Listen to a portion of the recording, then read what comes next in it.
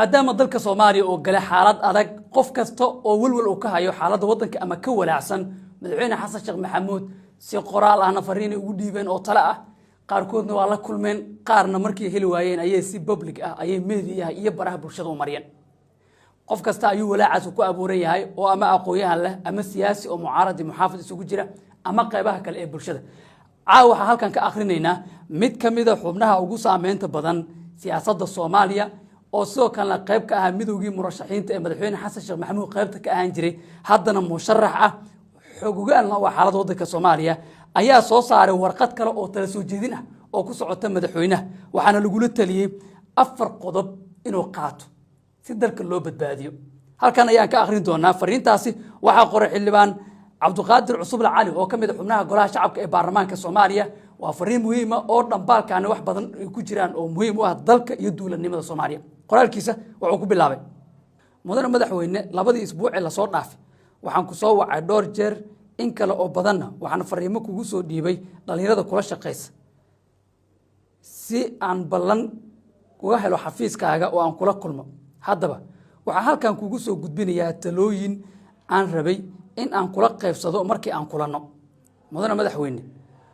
waxa aan talo ku saabsan habmaareynta isbeddelka xiga ku soo jeediyay 28 bishii 9 sanadkii 2023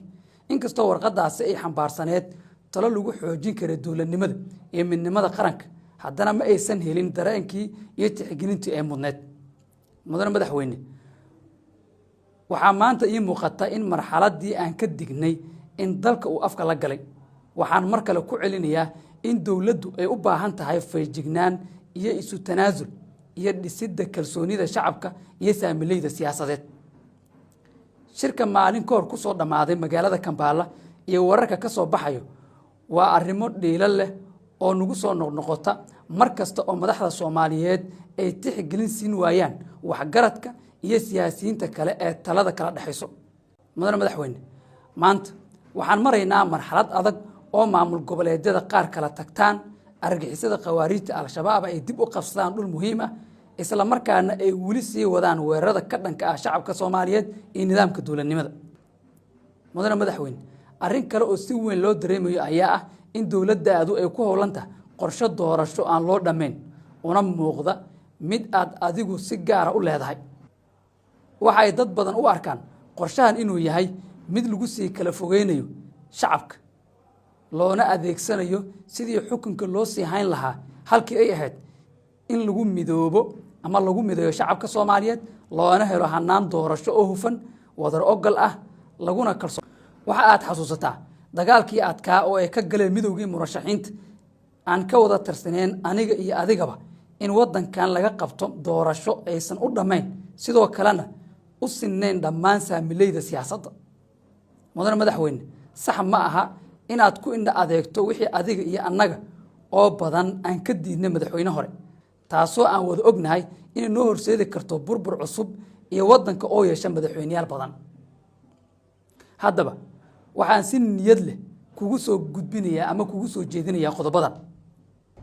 kow inaad meel iska dhigto kali talinta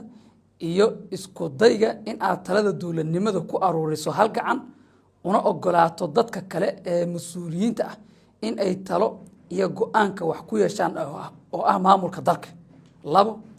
in aad kulamo degdeg ah isugu yeerto dhammaan saamileyda siyaasadda maamul goboleedyada oo ay ku jiraan Jubbaland iyo Puntland si loo mideeyo halganka lagu jiro al-shabaab iyo sidii loo gaari lahaa doorasho lagu wada qanacsan yahay waxa aad arrinkan adeegsan kartaa ama u adeegsan kartaa gogosha qaran ee aad hore u ballan qaaday iyadoo aan lagu lamaanaynin dana gaar ah ama la siyaasadeynin saddex inaad ka fogaato abaabul doorasho aan loo dhameyn oo horseedi karta dib u dhac qaran iyo kala fogaansho siyaasadeed qodobka afraad si loo dhiso kalsooni qaran fadlan u ogolow hay'adaha qaranka iyo ciidamada inay si madax bannaan u gutaan waajibaadkooda adiguna aad kaalinta hagitaanka ah ka qaadato halka aad howlahooda si toos u fargelin lahayd gabagabadii